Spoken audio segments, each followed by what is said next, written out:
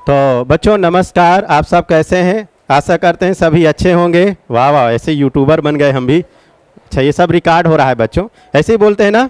बहुत गजब का माहौल बनाते हैं, हम भी कोशिश करते हैं कि वैसे बनाएं। हेलो गाइस वाइज हो नहीं पाता है, पर जो जितना नेचुरल है बच्चों। तो आज हम स्टार्ट करने वाले हैं आयनाइजेशन एनर्जी। तो चलिए स्टार्ट करते हैं बिना देरी किए हुए। हेडिंग डालिए आप सब। वाह, तो आयनाइजेशन एनर्जी, आयनाइजेशन एनर्जी। बच्चों सबसे पहले समझते हैं आयनाइजेशन एनर्जी होती क्या है। एकदम बेसिक्स, एकदम जीरो से अप्रोच लेते हैं, सब बच्चों को एकदम क्लियर होता जाएगा और आप सीखते जाइए, ठीक है। देखिए आयनाइजेशन एनर्जी होती क्या है। एक्चुअली किसी भी एलिमेंट से, किसी गैसियस एलिमेंट से, ठीक। मान लेते हैं ये एलिमेंट या मेटल, ये हमने कोई मेटल लिया। पहले बेसिक इंफॉर्मेशन समझिए, एक्चुअल में आयनाइजेशन है क्या। ये मेटल है, XYZ इतने सारे एलिमेंट्स हैं। उन मेटल्स के आउटर सेल से इलेक्ट्रॉन को रिलीज करते हैं हम, आउटर सेल से इलेक्ट्रॉन को रिलीज करते हैं। अच्छा, और बेसिक अप्रोच लेता हूं और एकदम फील आएगा। जैसे देखो, हमने बेटा लिया लिथियम मेटल लिया। इसका एटॉमिक नंबर कितना हुआ? 3 हुआ। अगर हम इसका कॉन्फ़िगरेशन करें 1s2 और बेटा 2s1, एकदम बेसिक अप्रोच लो। तो देखो इसके आउटर सेल में कितना इलेक्ट्रॉन प्रेजेंट है? 1 इलेक्ट्रॉन प्रेजेंट है। ये आउटर सेल का इलेक्ट्रॉन, ठीक है, हाँ है तो हाँ, आउटर सेल में 1 इलेक्ट्रॉन बेटा प्रेजेंट है, समझ गए। अब देखो आउटर सेल का इलेक्ट्रॉन 1, तो इसको हम इजीली रिमूव कर सकते हैं। तो जैसे ही हम इलेक्ट्रॉन रिमूव करें, ये लिथियम से हमने 1 इलेक्ट्रॉन रिमूव कर दिया। कहाँ से रिमूव करा बताओ? आउटर सेल या बैलेंस सेल, इजीली रिमूव कर सकते हैं बैलेंस सेल को। जैसे ही हमने रिलीज करा तो ये बेटा 1 इलेक्ट्रॉन चला गया, तो ये क्या आ गया? Li+। और Li+ होने के बाद ये क्या हो गया? 2s2 हो गया। अरे देखो अभी इसका कॉन्फ़िगरेशन क्या था? 2s1, अब क्या हो गया? 2s2। अब देखो ये क्या हो गया? स्टेबल हो गया। ये क्या हो गया? स्टेबल। तो संसार में अगर कोई भी प्रक्रिया होती है तो नेचुरली क्यों होती है, आपको यहाँ भी समझ आ रहा होगा कि अगर 1 इलेक्ट्रॉन निकाले तो फिर जो बचा उसके बाद इलेक्ट्रॉन वो क्या हो रहा है? स्टेबल हो रहा है, समझ गए। सिमिलर आप देखो बेटा, हलीना ना मतलब सोडियम लिए, सोडियम का एटॉमिक नंबर कितना हुआ? 11। अगर हम कॉन्फ़िगरेशन करें तो 1s2 2s2 2s2 2p6 और बोलिए 3s1, समझ गए। अब इसका बैलेंस इलेक्ट्रॉन कितना है? 1। ये बेटा आसानी से निकल सकता है। और इस निकल क्यों जाता है, समझ गए? क्योंकि निकलने के बाद जैसे ही बेटा निकला तो ये क्या बन गया बोलो? Na+। ये क्या बन गया?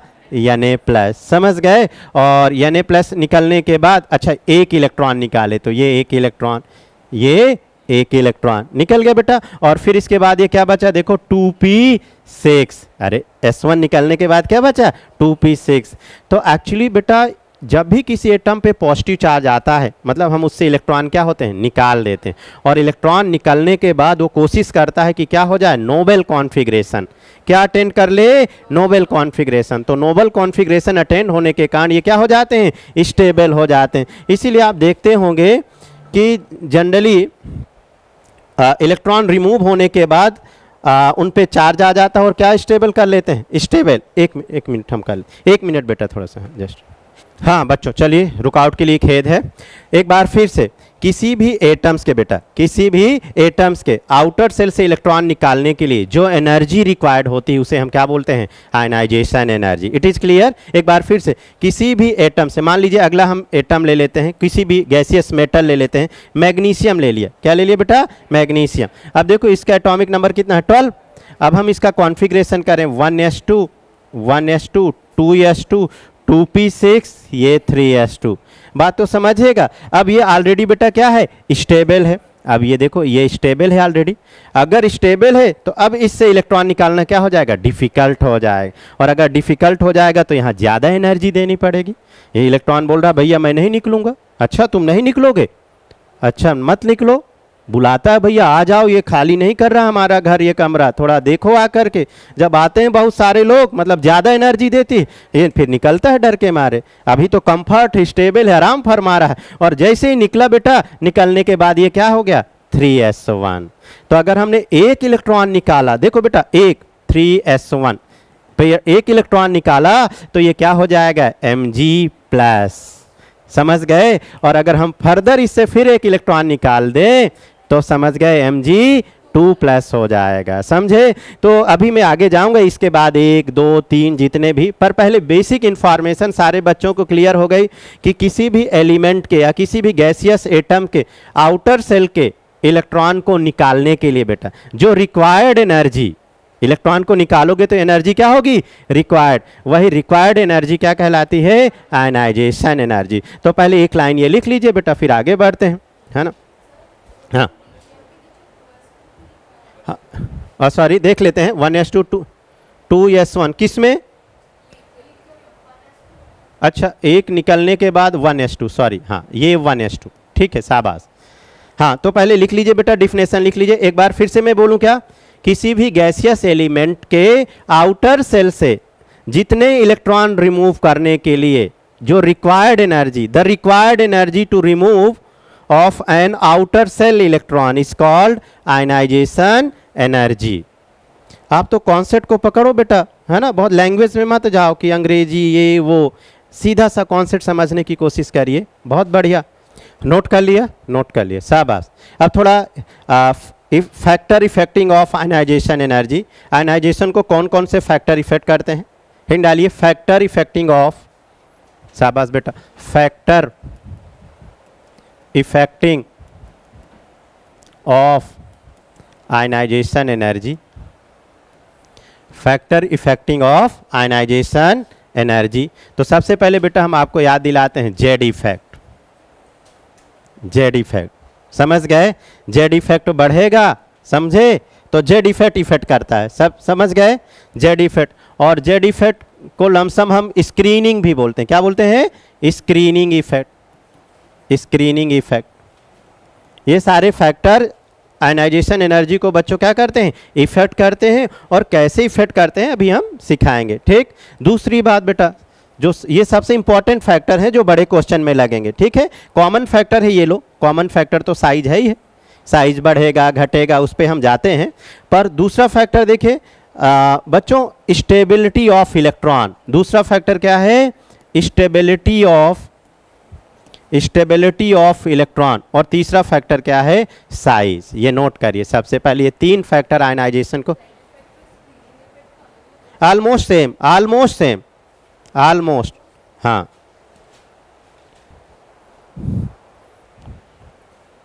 ये नोट हो गया, बहुत बढ़िया।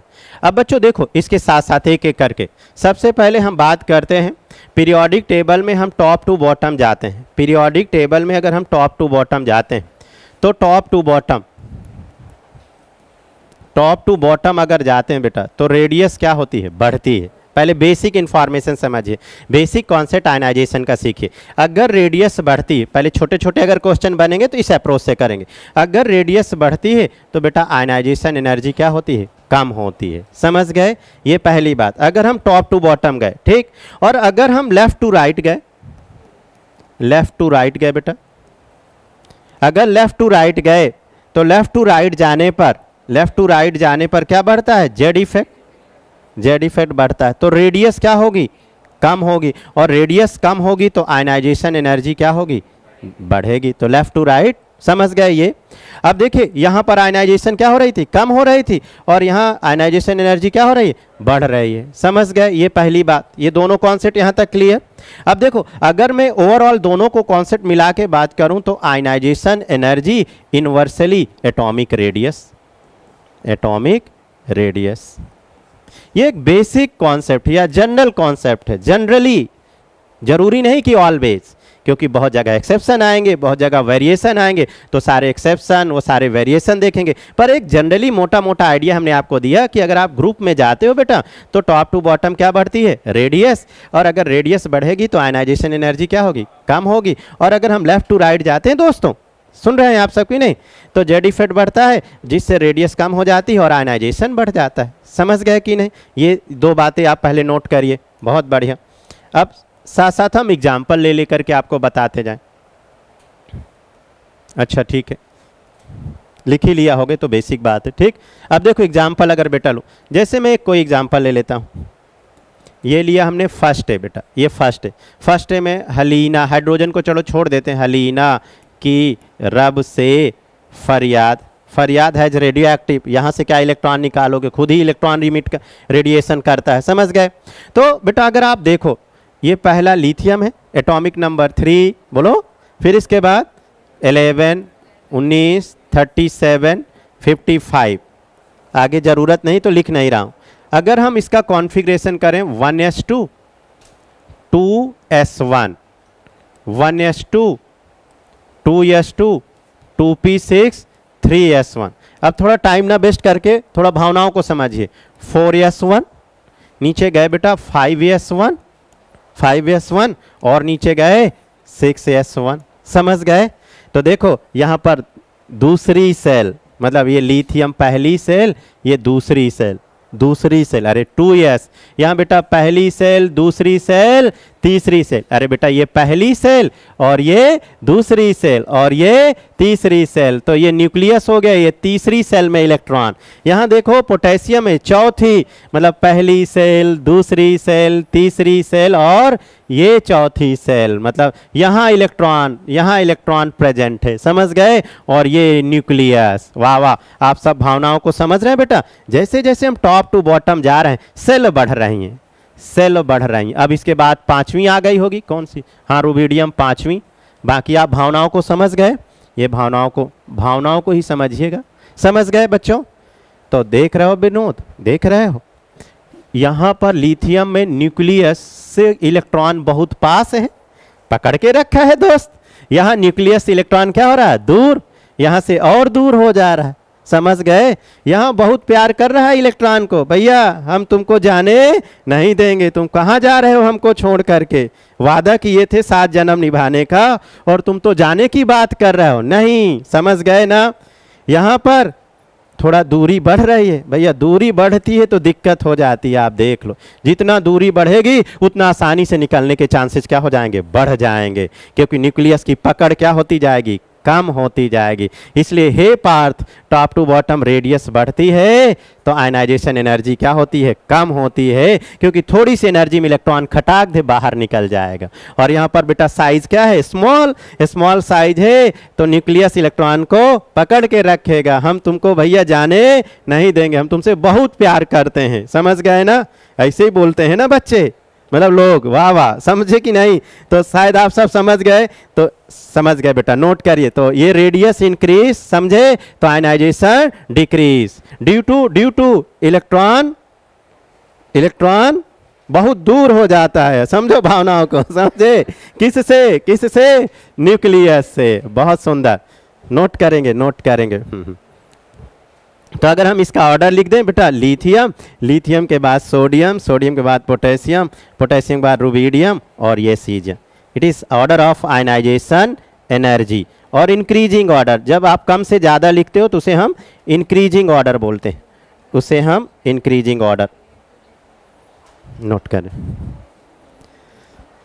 सिमिलर देखो, बेटा मांगे, कार, स्कूटर, बाप, रोए रेडियो एक्टिव, इसलिए उसको नहीं लिखते हैं बेटा, देख रहे हो। जैसे जैसे रेडियस बढ़ रही है, रेडियस का ऑर्डर है, तो रेडियस का उल्टा आयनाइजेशन, तो सबसे ज़्यादा आयनाइजेशन। यहाँ पर भी हमने रेडियस ऑर्डर लिखा है, ओ अच्छा हुआ ध्यान दे दिए।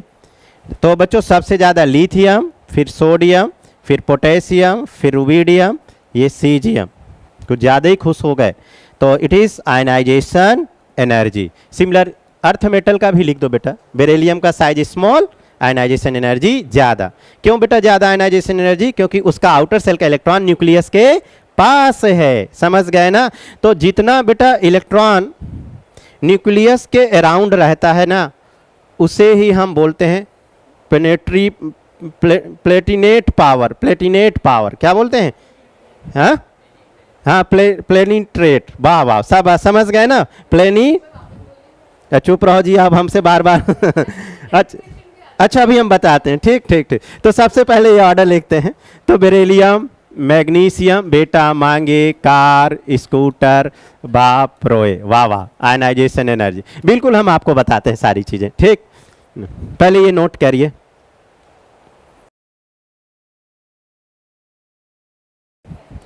पेनिट्रेट पावर, पेनिट्रेट पावर बेटा, जितना इलेक्ट्रॉन न्यूक्लियस के पास रहने की प्रोबेबिलिटी होती है, इधर ध्यान दो, इलेक्ट्रॉन जितना न्यूक्लियस के पास रहने की प्रोबेबिलिटी होगी उसे हम बोलते हैं पेनिट्रेट पावर। समझ गए? ये होता है। ठीक, तो ये टर्म्स कभी आ जाए तो आप लोग परेशान मत हो जाइएगा। मतलब इसका मतलब क्या हुआ, इलेक्ट्रॉन न्यूक्लियस के पास रहने की ज़्यादा प्रोबेबिलिटी है, इसका ये मतलब हुआ।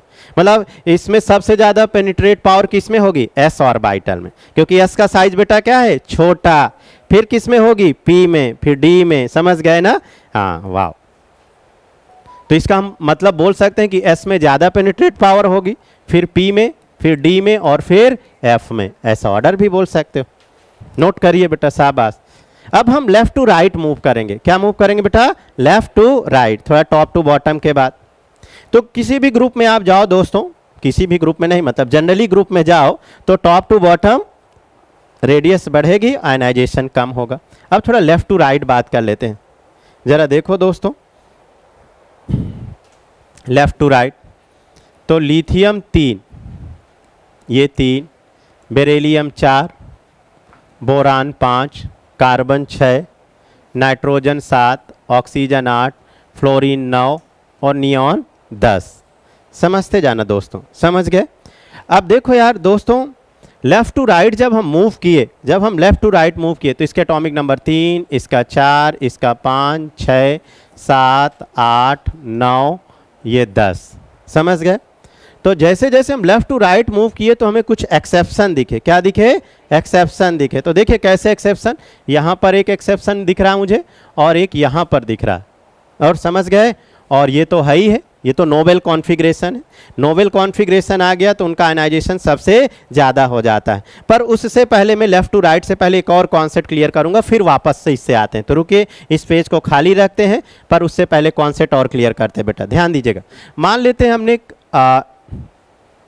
एक कोई मेटल लिया, एक कोई मेटल लिया, समझते जाना, एक मेटल्स लिया, या ऐसे देखो, चलिए मान लेते हैं ये सोडियम मेटल लिया। क्या लिया बेटा? Sodium metal. ठीक, अब सोडियम मेटल को हमने एनर्जी दी, ये एनर्जी दी, तो यहाँ से ये क्या आ गया, Na+ आ गया, और ये एक इलेक्ट्रॉन निकाल दिया, ये एक इलेक्ट्रॉन निकाल दिया। इसका कॉन्फ़िगरेशन क्या किए थे हम, 1s2, 2s2 और बोलो बेटा 2p6 और 3s1। ठीक, एक इलेक्ट्रॉन कहाँ से निकलता, हमने आपको सिखाया, आउटर सेल से। तो जैसे ही आपने आउटर सेल से इलेक्ट्रॉन निकाल दिया तो ये सोडियम आयन का कॉन्फ़िगरेशन क्या हो गया, 2p6 हो गया। समझ गए? जो भी एक इलेक्ट्रॉन निकालने के लिए एनर्जी लगी हो, ठीक, जो भी XYZ, तो जैसे ही बेटा एक इलेक्ट्रॉन निकाल दिए तो इसका कॉन्फ़िगरेशन क्या होगा, 2p6। आप समझना।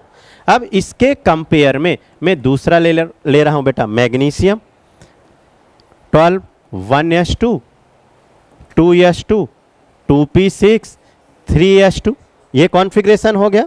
चूंकि हम आउटर सेल इलेक्ट्रॉन की बात कर रहे हैं तो आउटर सेल में बेटा ये क्या आ गया, 3s2।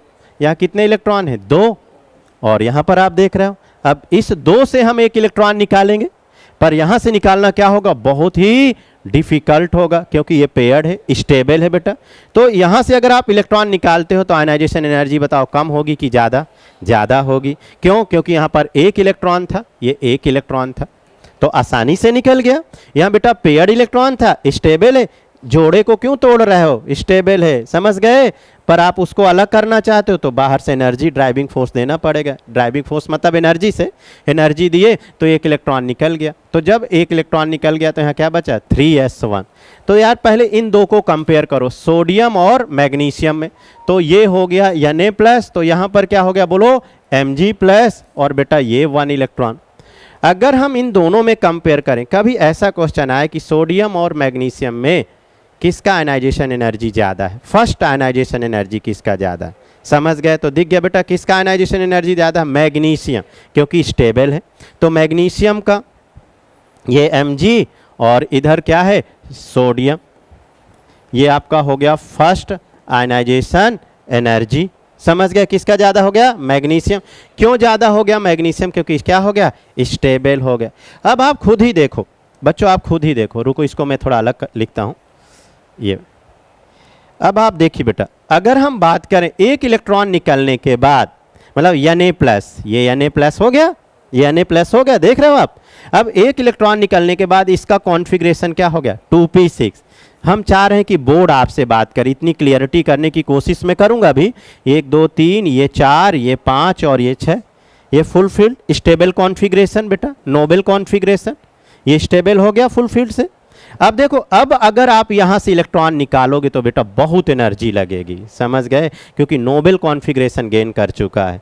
नोबल कॉन्फ़िगरेशन के लिए आप समझिए बहुत ही ज़्यादा, मतलब बहुत ही ज़्यादा का मतलब मैं क्या बोलूँ आपको कि 17-18 हज़ार किलो जूल पर मोल एनर्जी खर्च होगी, क्योंकि क्या हो चुका है, स्टेबल हो चुका है। समझते जाइए। तो जब आप इससे एक इलेक्ट्रॉन निकालते हो तो बहुत सारी एनर्जी लग रही है, तो फिर यहाँ पर मान लो आपने ज़बरदस्ती निकाल ही दिया, तो यानी 2+, एक प्लस पहले से था, और अगर आपने एक इलेक्ट्रॉन बहुत एनर्जी से निकाल दिया तो ये एक इलेक्ट्रॉन निकाल दिया, तो ये क्या हो गया, यानी 2+। तो बच्चों इसे हम क्या बोलेंगे, I2 बोलेंगे, I2 आयनाइजेशन एनर्जी सेकेंड, या ऐसे लिख देता हूँ सेकेंड आयनाइजेशन एनर्जी, इसे क्या बोल देंगे, सेकेंड आयनाइजेशन। तो दोस्तों पहले सोडियम में देखो फर्स्ट आयनाइजेशन एनर्जी और सेकेंड आयनाइजेशन है, तो सोडियम का सेकेंड आयनाइजेशन एनर्जी क्या हो गया, ज़्यादा हो गया, फर्स्ट आयनाइजेशन एनर्जी क्या हो गया, कम हो गया। तो अगर हम बात करें कि Na2+, Na2+ मतलब सेकेंड आयनाइजेशन हो गया, और Na+,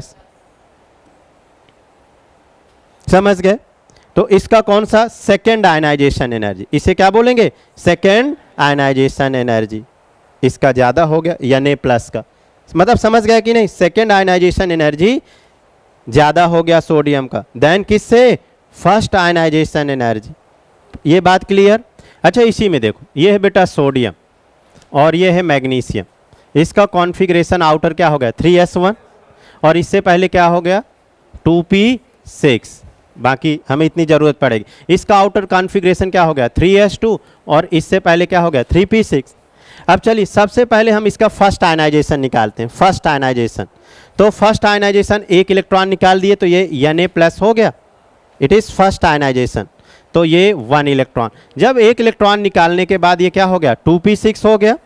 यहाँ पर देखो एक बार फिर से देखो, एकदम यहाँ से इलेक्ट्रॉन निकालना बहुत मुश्किल है, तो अगर मुश्किल है क्योंकि ये क्या है, स्टेबल है, ये देखो ये स्टेबल है, ये स्टेबल है, तो ये एक इलेक्ट्रॉन आप निकाले तो ये Mg+ और ये 1 इलेक्ट्रॉन हो गया, तो ये हो गया फर्स्ट आयनाइजेशन। इसे हम I1 बोल दें, फर्स्ट आयनाइजेशन एनर्जी, और इसे भी हम I1 फर्स्ट आयनाइजेशन एनर्जी। अब इन दोनों में बताओ किसकी आयनाइजेशन एनर्जी कम, किसकी ज़्यादा, सोडियम और मैग्नीशियम में, Mg की ज़्यादा, कौन सी, फर्स्ट आयनाइजेशन।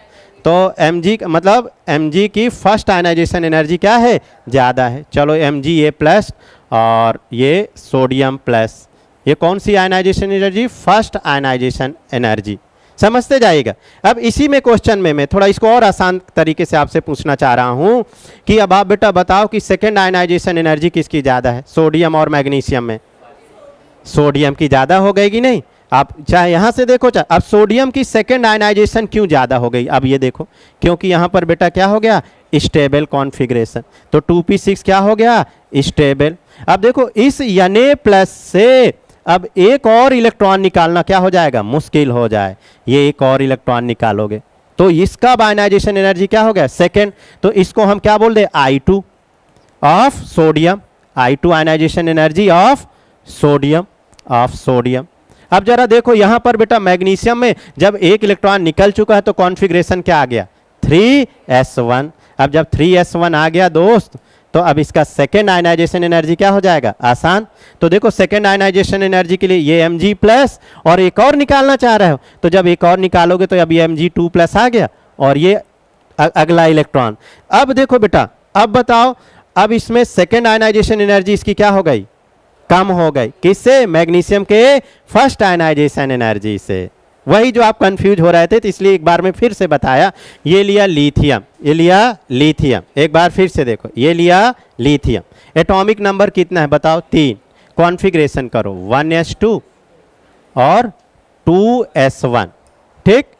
अब देखो एक इलेक्ट्रॉन, अगर हम इससे एक इलेक्ट्रॉन निकाल दिए, एक इलेक्ट्रॉन निकाल दिए तो ये हो गया Li+ निकाल दिए, और इसे हम x1 बोल दिए, क्या बोल दिए, x1, ठीक, x1, और x1 किलो जूल पर मोल, जो भी एनर्जी निकल रही हो किलो जूल पर मोल। अब देखिए इसके बाद फिर बच्चों फिर हमने ले लिया Li+, तो एक इलेक्ट्रॉन निकालने के बाद ये कॉन्फ़िगरेशन क्या बचा, 1s2 बचा, ये 1s2 बचा। अब बात समझिए, अब अगर आप इससे एक इलेक्ट्रॉन निकालते हो तो ये Li2+ हो गया और ये अच्छा यहाँ भी लिख देता हूँ, +1 इलेक्ट्रॉन और +1 इलेक्ट्रॉन और ये +x2 किलो जूल पर मोल। एक बार फिर से क्लियर करने की कोशिश कर रहा हूँ बेटा, देखिएगा। फिर इसके बाद हीलियम लिया, अब यहाँ से कोशिश करिएगा सीखने का। हीलियम का कॉन्फ़िगरेशन क्या है, 1s2, 1s2। यहाँ से भी देखो 1s2, यहाँ से भी 1s2 और यहाँ भी 1s2। अब यहाँ से भी हम इलेक्ट्रॉन निकाल रहे हैं तो ये बन गया He+ और ये 1 इलेक्ट्रॉन निकाल रहे हैं और ये हो गया x3 किलो जूल पर मोल। अब बात समझना बेटा, एक एक यहाँ से एकदम क्लियर हो जाना चाहिए कॉन्सेप्ट। कोशिश कर रहा हूँ मैं आप सबको सिखाने।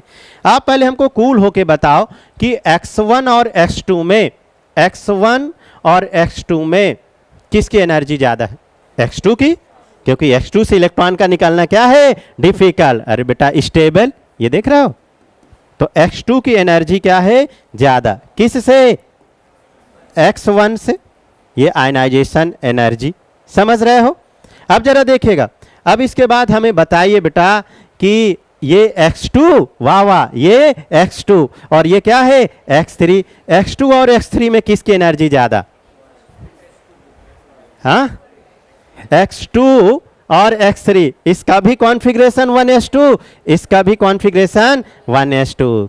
किसकी ज़्यादा, x2 की, क्योंकि पॉजिटिव चार्ज है तो न्यूक्लियर पॉजिटिव चार्ज बढ़ जाएगा, समझ गए ना। तो अगर पॉजिटिव चार्ज आ गया है तो जेड इफेक्ट बढ़ जाएगा। क्या बढ़ जाएगा, जेड इफेक्ट, साइज स्मॉल होगा, समझ गए कि नहीं।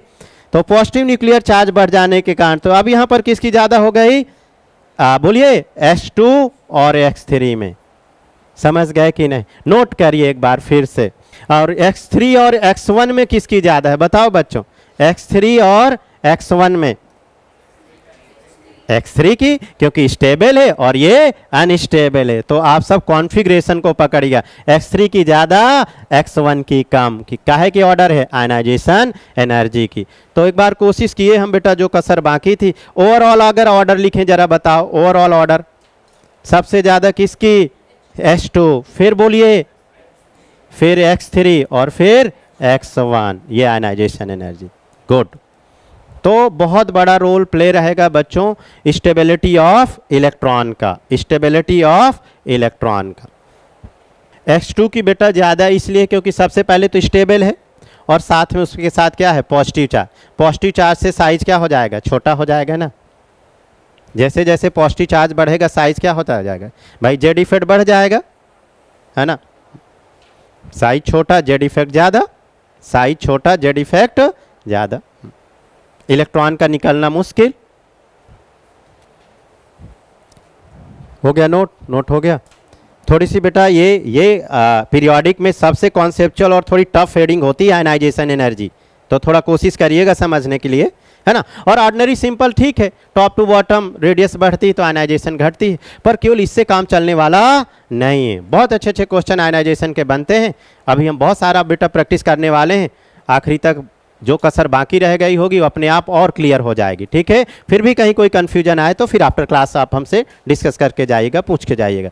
आगे बढ़े बेटा, आगे बढ़े, चलिए कोशिश करते हैं। और देखो देखो एक बात समझिए, पहले एक बात समझने की कोशिश करिए। मान लो ये मेटल है, अगर हम इससे एक इलेक्ट्रॉन निकाल दिए तो ये M+ हो गया, ये 1 इलेक्ट्रॉन, ये 1 इलेक्ट्रॉन निकाल दिए तो एक इलेक्ट्रॉन लगभग 450 किलो जूल पर मोल एनर्जी लगती है, 450 जूल किलो जूल पर मोल, समझ गए, ये एक इलेक्ट्रॉन निकालने के लिए।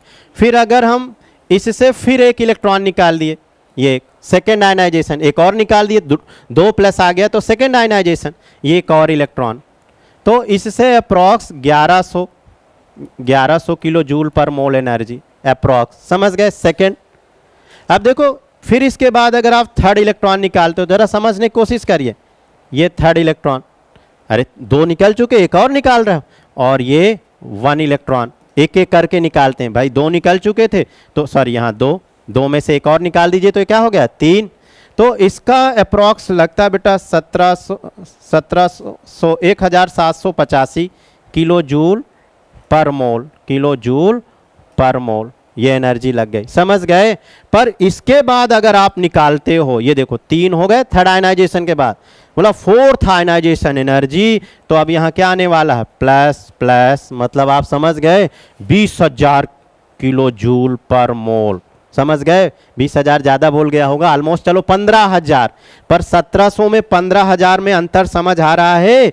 मान लो चलो 20,000 किलो जूल पर मोल, इतना अंतर आ रहा है समझ में। एक्चुअली हो क्या रहा है कि जब आप 3 इलेक्ट्रॉन निकाल दिए होंगे तो मॉलिक्यूल पूरी तरीके से नोबल कॉन्फ़िगरेशन में आ गया होगा। तो जब नोबल कॉन्फ़िगरेशन आ गया तो फिर पूरी तरीके से क्या हो गया, स्टेबल हो गया, और फिर उसके बाद इलेक्ट्रॉन का निकलना क्या है, मुश्किल है। मतलब आप 3 से ज़्यादा इलेक्ट्रॉन नहीं निकाल सकते, समझ गए। इसलिए लिथियम से 1 इलेक्ट्रॉन आसानी से 1 बॉन्ड बनाता है, मैग्नीशियम से 2 इलेक्ट्रॉन 2 बॉन्ड बनाता है आउटर सेल में, एल्यूमिनियम से 3 इलेक्ट्रॉन, समझ गए। आउटर सेल में प्रेजेंट इलेक्ट्रॉन केमिकल रिएक्शन के बॉन्ड फॉर्मेशन में क्या करते हैं, पार्टिसिपेट करते हैं, क्योंकि उतनी एनर्जी से बॉन्ड बन सकता है। और वहीं 3 इलेक्ट्रॉन निकलने के बाद, जैसे एल्यूमिनियम की बात करो, हम क्या बोल रहे हैं आप सब सुन पा रहे हो, अरे एल्यूमिनियम 3 इलेक्ट्रॉन निकालने के बाद स्टेबल कॉन्फ़िगरेशन, फिर उसका इलेक्ट्रॉन बॉन्ड पार्टिसिपेशन में भाग नहीं लेता है। यही इलेक्ट्रॉन क्या कहलाते हैं, वैलेंस इलेक्ट्रॉन। तो 1 निकाल दिए तो 1 के हिसाब से आयनाइजेशन एनर्जी, 2 निकाल दिए 2 से आयनाइजेशन एनर्जी, 3 भी निकाल दिए तो Al3+ बनाते हैं बेटा, समझ गए। और फिर 3 के बाद अगर आप निकालते हो तो इतनी एनर्जी कहाँ से लाओगे, इतनी एनर्जी रिएक्शन करने के लिए लाओगे। कोई रिएक्शन बॉन्ड बनाता है, मान लो एक आप लो हाइड्रोजनेट, मतलब चलो मेटल से लेता हूँ, एक सोडियम मेटल और एक क्लोरीन मेटल, इन दोनों को मिलाना चाहते हो तो सोडियम से आसानी से इलेक्ट्रॉन निकाल दिए, बना दिए, समझ गए।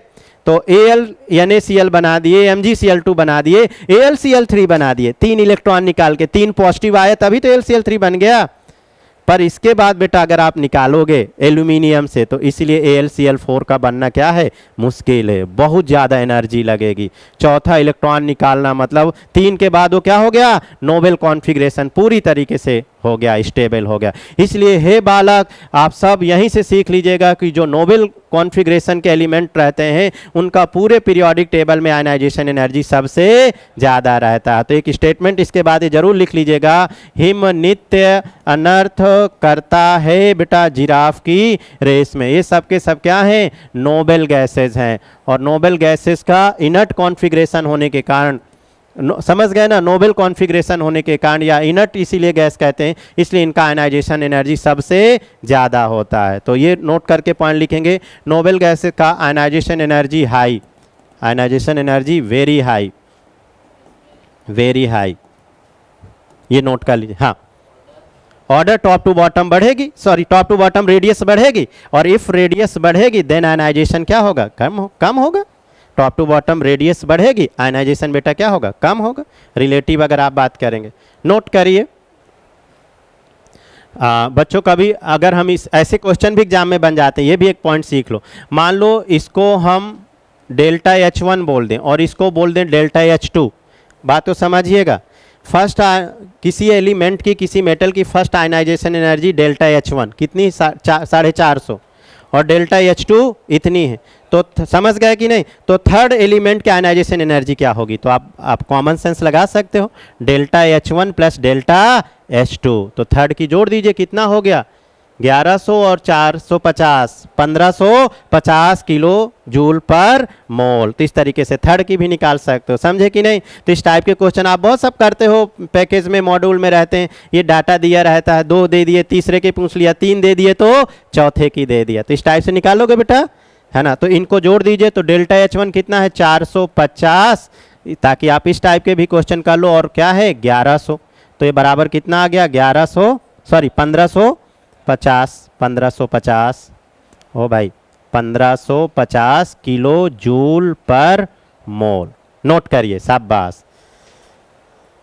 अब हम एक्सेप्शन केस में आते हैं। ये थोड़ा आयनाइजेशन में मेहनत लगी बच्चों को क्लियर करने के लिए, पर आई होप अब काफ़ी हद तक क्लियर हुआ होगा, काफ़ी हद तक। बेटा जब ऐसे क्लियरिटी होगी ना कॉन्सेप्ट में, देन एग्जाम में क्वेश्चन बनता है, अदरवाइज फिर एग्जाम में क्वेश्चन अच्छे क्वेश्चन नहीं बनते। वो आपका किस्मत है, आसान क्वेश्चन आ गया, पर किस्मत कहाँ इतनी अच्छी होती है किसी की भी, आपकी हो या हमारी हो। तो आप किस्मत में मत जाइए, कॉन्सेप्ट क्लियर करिए, अच्छे कंटेंट को सीखिए, ठीक है।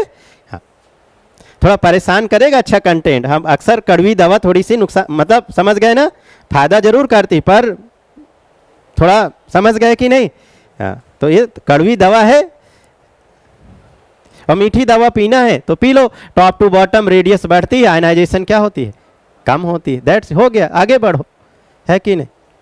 ना परेशान ना हम परेशान, पर परेशान तो दोनों को होना पड़ेगा बेटा, आगे अच्छे लक्ष्य के लिए, अच्छे क्वेश्चन के लिए। बहुत बढ़िया, चलिए आगे बढ़ते हैं, इधर उधर की बात किए बिना आगे बढ़ते हैं, कुछ एक्सेप्शन केस में आते हैं। आप सब नोट ही करते रहते, उसके लिए QR कोड है, ये टेक्नोलॉजी का फ़ायदा है, आखिरी में आप टेक्नोलॉजी का फ़ायदा उठाएं। तो हाँ जी, आ जाते हैं दोस्तों हम आपके सामने बहुत अच्छा कॉन्सेप्ट प्रस्तुत करने जा रहे हैं, जो त्रुटियां हो क्षमा करें। क्या देख रहे हो विनोद, आइए देखते हैं, है ना। तो चलिए देखिए, बहुत अच्छा कॉन्सेप्ट हम प्रस्तुत करने जा रहे हैं। भाई आप सबको थोड़ा सा एकदम कंसंट्रेट कर दिए, दिमाग इतना गर्म हो गया, तो थोड़ा मैंने सोचा दिमाग को फ्रेश कर दें, है ना। तो चलिए आते हैं बच्चों, तो हम एक्सेप्शन केस को लेते हैं। सबसे पहला एक्सेप्शन, ओ तुम कहाँ से आ गए भाई, तुम कहाँ से आ गए। सबसे पहले बेटा एक्सेप्शन केस अगर हम पकड़ते हैं तो टॉप टू बॉटम में बोरान फैमिली में सबसे पहले एक्सेप्शन कहाँ पकड़ में आता है, बोरान फैमिली में, ठीक। तो बोरान फैमिली की बात कर लेते हैं। तो बोरान फैमिली में देखो दोस्तों, बैगन, आलू, गाजर। पर एक सेकेंड, इससे पहले हम एक बात छोड़ चुके हैं, रुको उस कैसे उसको छोड़ दिए, रुकिए बेटा एक बात, ये आ जाओ वापस, ये रह गया, लेफ्ट टू राइट, जरा देखो। आता हूँ तो उस एक्सेप्शन में आता हूँ बेटा, पर पहले ये छूट चुका है ना, इसकी बात करेंगे। देखो जब हम लेफ्ट टू राइट जाते हैं बेटा, लेफ्ट टू राइट न्यूक्लियस में प्रोटॉन बढ़ रहा है, जेड इफेक्ट बढ़ रहा है, ये जेड इफेक्ट यहाँ तक बढ़ रहा है, जरा देखो ये जेड इफेक्ट बढ़ रहा है। तो जेड इफेक्ट बढ़ रहा है, रेडियस क्या हो रही है, कम हो रही। चलो ये तो नोबेल हो गया, नोबेल कॉन्फ़िगरेशन का तो आयनाइजेशन ओवरऑल पीरियोडिक टेबल में सबसे ज़्यादा होता है। मैंने आपको बताया 20,000, 18,000, 19,000, 17,000 जो भी प्रैक्टिकली होती होगी, ऑलमोस्ट राउंड फिगर में मैंने बोल दिया। तो आप समझ सकते हो इनकी आयनाइजेशन एनर्जी इतनी ज़्यादा है, तो इनको तो अलग ही छोड़ दो, अलग ही दुनिया के। पर बेटा अगर हम देखें यहाँ लेफ्ट टू राइट जा रहे हैं तो जेड इफेक्ट बढ़ रहा है, रेडियस क्या हो रही है, कम हो रही है। रेडियस कम हो रही है, अगर रेडियस कम तो आयनाइजेशन एनर्जी क्या होनी चाहिए, ज़्यादा होनी चाहिए। पर कुछ जगह ऐसा नहीं होता, तो जहाँ पर चीज़ें बदलने लगती हैं उनको हम क्या नाम दे दिए थे, आपको याद हो, एक्सेप्शन बेटा। तो एक एक्सेप्शन यहाँ पर आया और एक एक्सेप्शन यहाँ पर आया। अब देखो यहाँ ऐसा क्यों होता है, देखो दोस्तों अगर हम बेरिलियम और बोरान की बात करें, तो बोरान का आयनाइजेशन ज़्यादा होना चाहिए due to Z effect, radius कम, न्यूक्लियस में प्रोटॉन ज़्यादा, पर ऐसा नहीं है। तो ऐसा क्यों नहीं, जरा देखो बेटा, अगर हम इसका कॉन्फ़िगरेशन करें तो 1s2 और 2s2, थोड़ा ये 2s2, ये बेटा क्या आ गया, स्टेबल कॉन्फ़िगरेशन आ गया, स्टेबल कॉन्फ़िगरेशन आया। आप देखो बोरान के कॉन्फ़िगरेशन में अगर आओ तो 1s2 और 2s2, ये 2p1, अनस्टेबल कॉन्फ़िगरेशन आ गया तो यहाँ पर 2p1, ये तो यहाँ से इजीली इलेक्ट्रॉन निकल जाएगा। मीन्स बोरान और बेरिलियम में, बेरिलियम का आयनाइजेशन क्या हो गया, ज़्यादा, और बोरान का क्या हो गया बेटा, कम।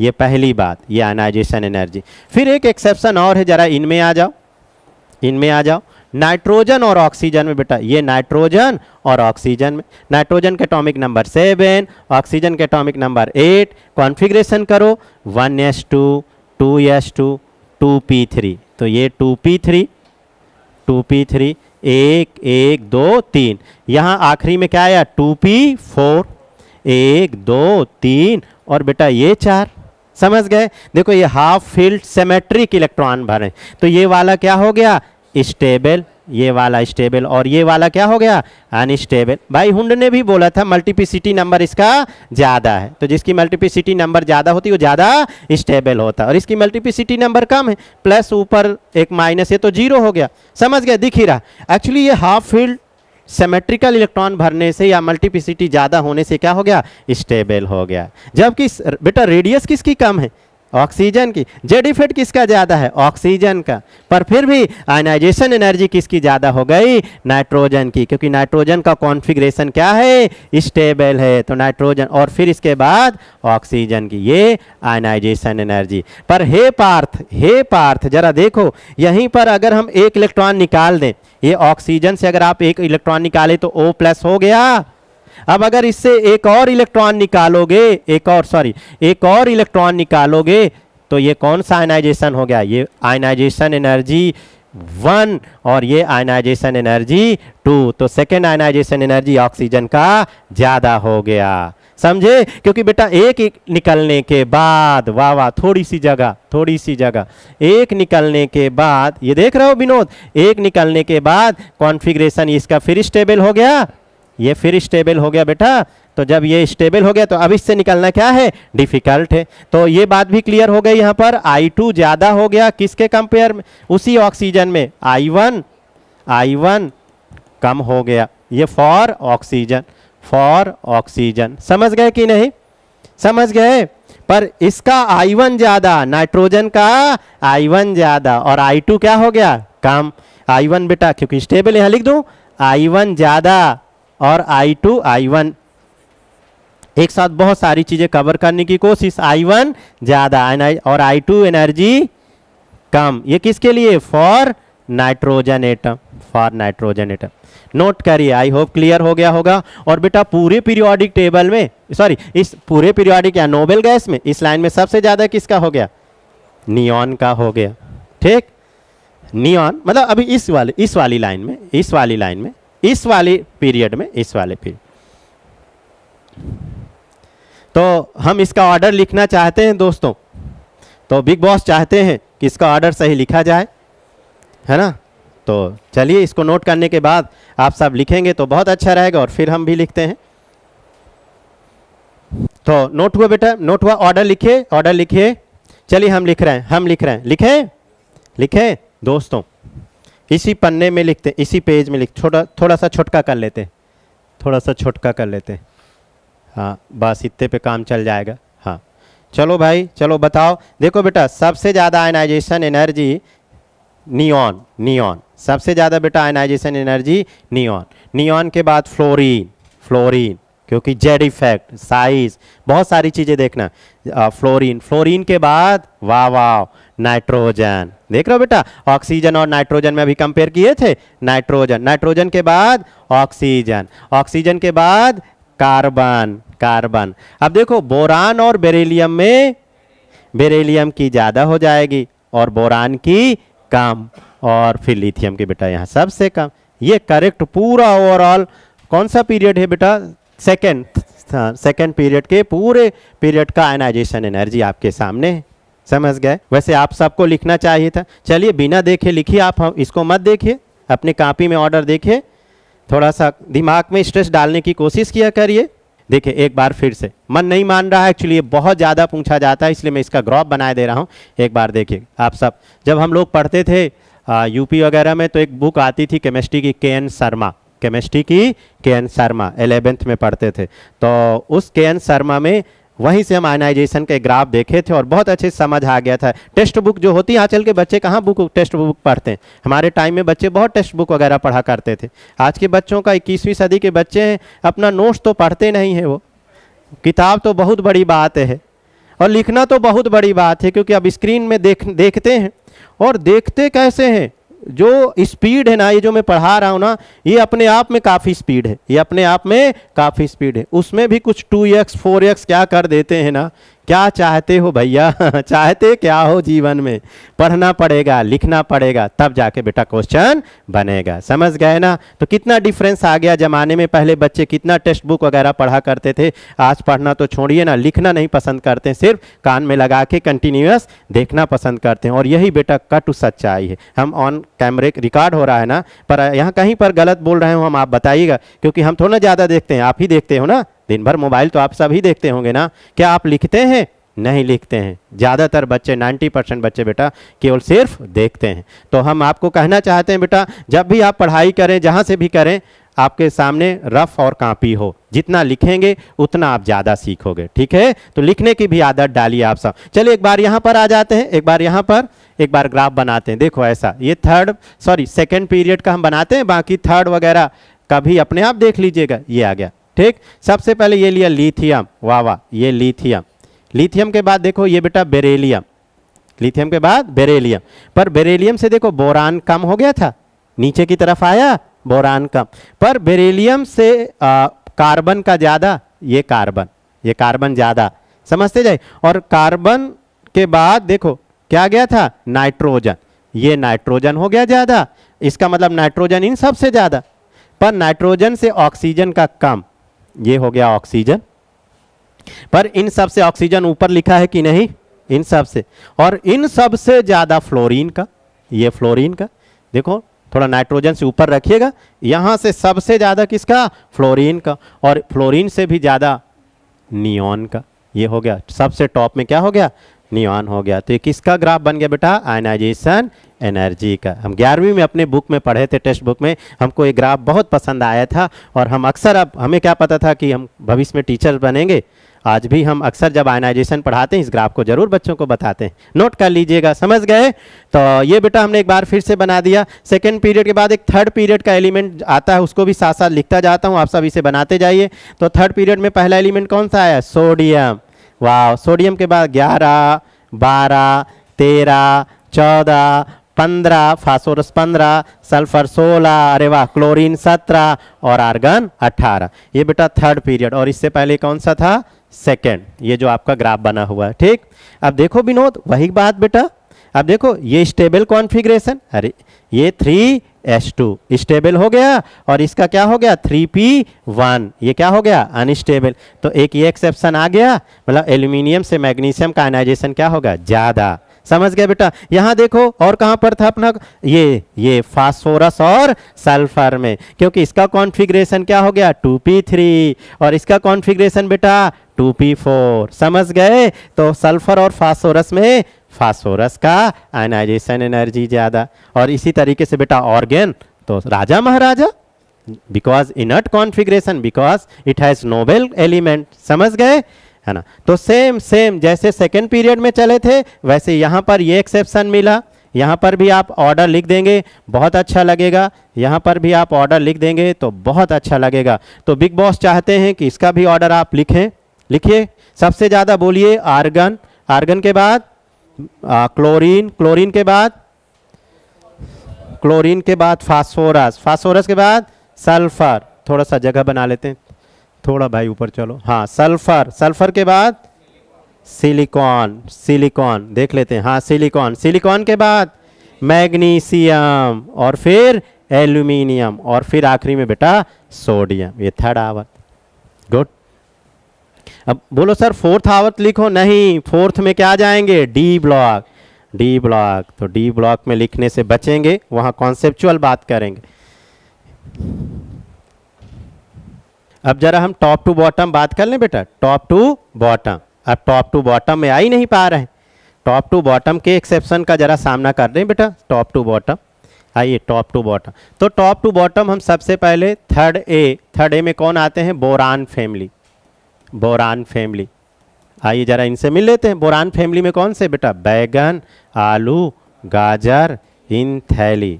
आप समझ ही ना, पीरियोडिक टेबल अच्छा होने का मतलब, क्यों इतना मैं यहाँ मेहनत कर रहा हूँ, एक एक कॉन्सेप्ट पे इतनी मेहनत क्यों की जा रही है, इतना डेप्थ क्यों जाया जा रहा है बेटा। अगर पीरियोडिक टेबल अच्छा हो गया ना तो आपकी inorganic, P block, D block, F block बहुत आसान हो जाएगा। सारे क्वेश्चन आप चाहेंगे एनसीईआरटी और पढ़ करके पीरियोडिक टेबल के अगर कॉन्सेप्ट में क्लियरिटी है, क्वेश्चन ऑलमोस्ट आप एग्जाम में इनऑर्गेनिक के बना सकते हो। तो जितना अच्छा आपका पीरियोडिक टेबल हो जाएगा उतनी ही कमांड आप सबके बच्चों की इसमें आ जाएगी, इनऑर्गेनिक में आ जाए। इसलिए यहाँ पे इतनी मेहनत की जा रही। देखो मैं बोरान फैमिली पढ़ाए तो बोरान फैमिली का पी ब्लॉक का क्वेश्चन यही पीरियोडिक में आप सीख रहे हो। डी ब्लॉक का भी आयनाइजेशन की बात करूंगा, यही सीख रहे हो। एफ ब्लॉक की बात करूंगा, पूरे एक तरीके से हम इनऑर्गेनिक की बात कर रहे हैं, इसलिए इतना टाइम एक एक हेडिंग में लग रहा है बेटा। तो इनको सीखिएगा अच्छे से। अब देखो top to bottom, top to bottom जरा देखो। अगर हम रेडियस की बात करें तो एक एक्सेप्शन यहाँ पर आया था, पुअर सील्डिंग, स्क्रीनिंग, मैंने है ना, एक यहाँ कॉन्फ्लिक्ट आया था बेटा। तो अगर हम इनकी बात करें तो गैलेनियम का आयनाइजेशन क्या हो गया, ज़्यादा। अब यहाँ पर जो थैलियम आया ना, थैलियम, एक सेकेंड, ये बोरान कौन सा पीरियड हो गया बोलो, सेकेंड। ये बेटा थर्ड, कॉन्सेप्ट को पकड़ना है मुझे, फोर्थ, यहाँ से अपने को क्लियर होगा, फिफ्थ, और ये सिक्स्थ पीरियड, और इसके बाद नहीं, आखिरी वाला नहीं, वो सेवेंथ पीरियड में आ जाता है बेटा। जैसे सिक्स्थ पीरियड में आते हो ना, एफ इलेक्ट्रॉन इंट्रोड्यूस होने लगता है। क्या होने लगता है, एफ इलेक्ट्रॉन। और जैसे ही एफ इलेक्ट्रॉन इंट्रोड्यूस होने लगता है, वहाँ पर लैंथेनॉइड कॉन्ट्रैक्शन, यहाँ पर क्या आने लगता है, लैंथेनॉइड कॉन्ट्रैक्शन, समझते जाएगा। तो अगर हम रेडियस की बात करें, क्योंकि इससे पहले कल ही हमने रेडियस सिखाया था, तो सबसे स्मॉल रेडियस किसकी, बोरान की। फिर बेटा किसकी हो जाएगी, गैलेनियम की। इनका मैं बता चुका हूँ, रेडियस में आप देखिएगा कॉन्सेप्ट, गैलेनियम की। गैलेनियम के बाद एल्यूमिनियम, और एल्यूमिनियम के बाद इंडियम, और ये थैलियम, ये रेडियस। ये 2 बार क्वेश्चन एग्जाम में पूछा गया है, एटॉमिक रेडियस, ये हो गया। पर बेटा अगर हम आयनाइजेशन की बात करेंगे तो ड्रास्टिक चेंज आ रहा है, एक अजीबोगरीब चेंज आ रहा है। क्या अजीबोगरीब जरा चेंज आ रहा है, जरा देखिए। सबसे ज़्यादा बोरान का आयनाइजेशन, पर बोरान के बाद थैलियम का, समझ गए। क्योंकि थैलियम वाले केस में ना, जो न्यूक्लियस में प्रोटॉन है वो टॉप टू बॉटम, न्यूक्लियस में प्रोटॉन बढ़ जाने के कारण, इलेक्ट्रॉन का अट्रैक्शन क्या हो जाता है, बढ़ जाता है। बोलो सर, एफ में भी तो इलेक्ट्रॉन बढ़ रहा है, पर बताया था एफ वाले इलेक्ट्रॉन स्क्रीन नहीं कर पाते, एफ में पड़े इलेक्ट्रॉन उसको स्क्रीन नहीं कर पाते, इसलिए थैलियम में आउटर सेल के इलेक्ट्रॉन का अट्रैक्शन बहुत हो जाता है। तो इतना ज़्यादा अट्रैक्शन हो जाने के कारण यहाँ लैंथेनॉइड अट्रैक्शन, कौन सा अट्रैक्शन बेटा, लैंथेनॉइड अट्रैक्शन हो जाने के कारण थैलियम का क्या हो गया, ज़्यादा हो गया। या ये भी बोल सकते हो न्यूक्लियस में प्रोटॉन, समझ गए, 8, 18, 32 न्यूक्लियस पावरफुल, न्यूक्लियस क्या हो गया, पावरफुल। और न्यूक्लियस पावरफुल होगा तो इलेक्ट्रॉन को पकड़ के रखेगा बेटा, तो निकलना क्या हो जाएगा, डिफिकल्ट। क्योंकि जो एफ के 14 इलेक्ट्रॉन है कोई प्रभाव ही नहीं डाल पा रहे हैं भैया, न्यूक्लियस उसको खींच रहा है, वो उसके खींचने वाली इफेक्ट को रिपल कर ही नहीं पा रहे हैं। कौन, एफ के इलेक्ट्रॉन, एफ वाले इलेक्ट्रॉन स्क्रीन नहीं कर पा रहे हैं, प्रभाव नहीं डाल पा रहे हैं। ये जो मैं बातें बोल रहा हूँ, जिन बच्चों ने पिछली क्लास एटॉमिक रेडियस की देखी होगी, वहाँ पे हमने स्क्रीनिंग, सील्डिंग, ये सब बात करी थी। तो बेटा बोरान के बाद थैलियम, अब थैलियम के बाद जरा बोलो, गैलियम। अरे वाह, ये देखो ऑर्डर आ गया, गैलियम के बाद एल्यूमिनियम, और फिर इसके बाद और कोई बचा, इंडियम। ये हो गया ionization energy. It is very very important, बहुत ज़्यादा बेटा पूछे जाने वाला। इतने सारे स्टार लगाऊं वो भी कम है, इतना ज़्यादा एग्जाम में पूछा जाता है। एक्चुअली बेटा बहुत इरेगुलर ऑर्डर है, तो जहाँ इरेगुलरिटी आती है वहाँ क्वेश्चन बहुत बनते हैं एग्जाम में, क्योंकि एग्जाम को लगता है कि यार इरेगुलर ऑर्डर बच्चा हाँ गलती करेगा इरेगुलर, तो ध्यान रहेगा बेटा गलती तो नहीं होगी यहाँ पर, है ना। ओके, आगे देखो, नोट कर लीजिएगा एक साथ, पहले समझ लीजिए। एक ये हो गया। अब बेटा देखो, ये पी ब्लॉक के बाद हम फोर्थ पीरियड में आते हैं, और जैसे ही फोर्थ पीरियड में आए, फोर्थ पीरियड में डी ब्लॉक का पहला एलिमेंट कौन सा हो गया, स्कैंडियम। दूसरा कौन सा हो गया, टाइटेनियम, वेनेडियम, क्रोमियम, मैग्नीज वगैरह वगैरह, ये आखिरी जिंक। समझ गया, पूरे मत लिखवाइए, समय कम है, ठीक। इसका atomic number 21, configuration 3d1 4s2। इसका देखो यार 3d2 4s2, समझ गए। अब देखो सेकेंडियर वाइट्रियम, है ना, ये लैंथेनम। अब एक्टिनाइड नहीं लिखता हूँ क्योंकि 7th पीरियड से हम बात कम करते हैं, मोस्टली क्वेश्चन बनते हैं 4th से बेटा, या 5th थे, या 6th से। तो हम जितने जहाँ से क्वेश्चन बनते हैं उनकी बात करते हैं। अब देखो जैसे ही हम टॉप टू बॉटम आए, ए दोस्तों टॉप टू बॉटम कंसंट्रेट करिएगा, बहुत अच्छा कॉन्सेप्ट है। टाइटेनियम, फिर ये जर्कोनियम, और फिर हाफनियम, समझ गए। एक्चुअली बेटा लैंथेनम, ये लैंथेनम 57 हुआ, क्या हुआ 57, और 57 के बाद याद करो 58 सीरियम 2 और लुटेरियम तक, 71 71 तक ये एफ ब्लॉक एलिमेंट हो गए। एफ इलेक्ट्रॉन इंट्रोड्यूस हुआ और जैसे ही एफ इलेक्ट्रॉन इंट्रोड्यूस हुआ लैंथेनॉइड कॉन्ट्रैक्शन। तो जब लैंथेनॉइड कॉन्ट्रैक्शन 57 से 71 तो इसका एटॉमिक नंबर क्या हुआ 72। ये भी इसके उसमें आ गया प्रभाव में कि भैया एफ ब्लॉक स्टार्ट हो गया ना बेटा। जब 71 में एफ है तो 72 में एफ तो होगा ही, 73 74 सभी में एफ ब्लॉक आएगा। और जैसे ही एफ ब्लॉक आएगा वाह वाह एफ का साइज बड़ा और ये जो इलेक्ट्रॉन क्या है दूर दूर। तो जो आउटर सेल का इलेक्ट्रॉन है उसमें अट्रैक्शन फोर्स क्या हो जाएगा बढ़ जाएगा। और अट्रैक्शन फोर्स बढ़ जाएगा तो इलेक्ट्रॉन को मजबूती से पकड़ के रखेगा, क्योंकि जो एफ में इलेक्ट्रॉन प्रेजेंट हैं वो बेकार हैं, फालतू हैं, किसी काम के ही नहीं। लोग बोलते हो ना किसी काम के नहीं, फालतू पड़े पड़े खा रहे हो, तो वैसे ये फालतू के इलेक्ट्रॉन है, क्योंकि ये अपना कोई प्रभाव ही नहीं छोड़ पा रहे हैं। न्यूक्लियस अपना काम कर रहा है, न्यूक्लियस बहुत प्यार कर रहा है, उसको खींच रहा है, उसको पकड़ रहा है और ये बोल रहा है हम भैया तुम कुछ नहीं कर पाएंगे, तुम कुछ करो। समझ गए कि नहीं? क्योंकि एफ वाला इलेक्ट्रॉन क्या हो गया स्क्रीन का इफेक्ट नहीं डाल पा रहा। हम क्या कह रहे हैं आप सब बेटा समझ रहे हो? तो देखो अब आप जरा देखो तो याद आए बेटा। अब हम यहाँ टाइटेनियम 22 ये बोलो कितना था 40, ये 39, ये 40 और 32 इलेक्ट्रॉन जोड़ दीजिए तो 72। समझ गए? अब एक्चुअली बेटा यहाँ इसके बाद आया था ना यह ब्लॉक सीरियम के बाद, इसलिए यहाँ पर बेटा जो थर्ड बी ग्रुप था, बात तो समझिए। अगर हम यहाँ आयनाइजेशन की बात करें तो यहाँ आयनाइजेशन का इफेक्ट रेगुलर चलेगा, क्योंकि यहाँ पर लैंथेनॉइड या एफ इलेक्ट्रॉन का इंट्रोड्यूस नहीं हो रहा। तो इसलिए हम आयनाइजेशन की बात अगर थर्ड बी में आए तो देखो सबसे स्मॉल साइज इसका तो स्कैंडियम का ज़्यादा, फिर वाइट्रियम का वाह, फिर इसके बाद बेटा लैंथेनम का। ये ionization energy of third B.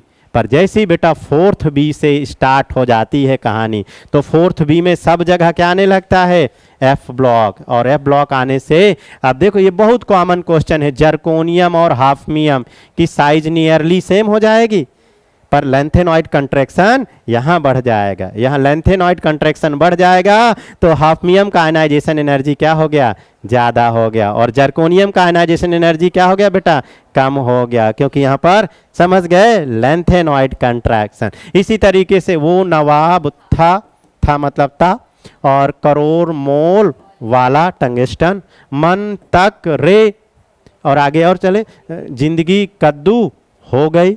अच्छा चलो एक और सोना चांदी च्यवनप्राश, अब बीच के भर लोगे तो हर जगह बेटा ये नवाब था। इन दोनों में था कि आयनाइजेशन एनर्जी ज्यादा, वाह वाह क्या बात है बेटा। मॉलिब्डेनम टंगस्टन में टंगस्टन की आयनाइजेशन एनर्जी ज्यादा ड्यू टू लैंथेनॉइड कंट्रैक्शन। अरे वाह बच्चों को अब मेरे साथ देखो बच्चे मैच कर पा रहे हैं फ्रीक्वेंसी से। तो जैसे जैसे कॉन्सेप्ट क्लियर होता है ना थोड़ा टाइम लगता है। अब टाइम लगा, देखे कैसे बच्चों के चेहरे खुश और दिख रहे हैं मुझे कमल की तरीके खिलते हुए, और इससे पहले अभी 10 15 20 मिनट पहले कैसे मुरझाए हुए थे। अब कॉन्सेप्ट क्लियर हो रहा है बच्चों का, समझ गए ना? आगे देखो बेटा समझ गए। एक ये कॉमन क्वेश्चन बहुत बार पूछा गया कि find the correct order of the ionization energy, find the correct order of the ionization energy. ये यहां पर आपको दिख गया Au की ज्यादा, Au की ड्यू टू लैंथेनॉइड। बेटा कद्दू जिंदगी कद्दू हो गई, मरकरी का आयनाइजेशन एनर्जी ज्यादा। समझ गए कि नहीं? तो इस तरीके से ये वाला कॉन्सेप्ट क्लियर। एक बार बेटा ऐसे पूछा गया था। अब फोर्थ सीरीज को हम क्या बोलते हैं 3D, और फिफ्थ को क्या बोलते हैं 4D, और सिक्स को 5D। एग्जाम ने क्या पूछा पता है 5D ऐसे लिख दिया। अच्छा अब देखो 5D 4D में आयनाइजेशन ऐसे लिख देता हूँ, 5D है और ये 4D है और 3D में आयनाइजेशन एनर्जी का ऑर्डर बताइए। तो सबसे ज़्यादा 5D लैंथेनॉइड कॉन्ट्रैक्शन, 5D के बाद 3D भाई 3D। अरे साइज का भी तो चक्कर है, ऊपर का साइज स्मॉल और फिर कंट्रैक्शन।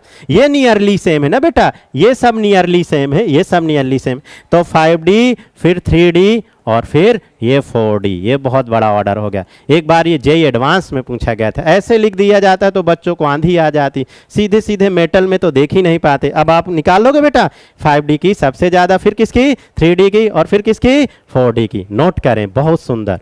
बिल्कुल बिल्कुल 5D का 3D से भी ज़्यादा ड्यू टू लेंथेनॉइड कॉन्ट्रैक्शन, इतना ज़्यादा कॉन्ट्रैक्शन है।